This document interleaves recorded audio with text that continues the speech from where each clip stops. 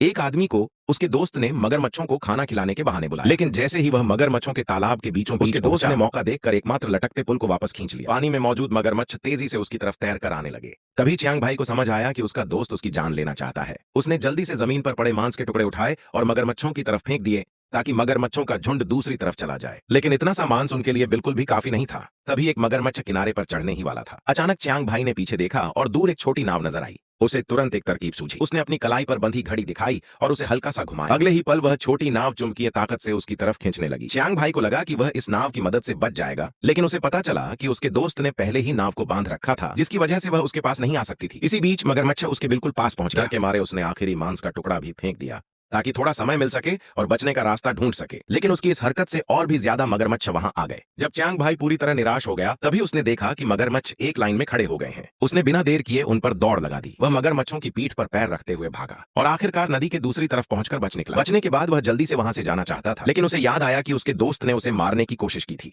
यह सोचकर वह गुस्से से भर गया। उसने अपने दोस्त को सबक सिखाने का फैसला किया। उसने बड़ी मात्रा में कच्चा मांस पानी में फेंक दिया, जिससे सारे मगरमच्छ उसकी तरफ आकर्षित हो गए। जब मगरमच्छ किनारे पर आ गए तो चियांग भाई ने तुरंत लकड़ी का गेट खोल दिया। मगरमच्छ रेंगते हुए झोपड़ी की तरफ बढ़ने लगे। तभी चियांग भाई घर के बाहर भागा, बाल्टी में रखा पूरा पेट्रोल जमीन पर डाल दिया और उसमें आग लगा दी। कुछ ही समय बाद जोरदार धमाका हुआ। घर के अंदर मौजूद लोग डरकर बाहर भागने लगे।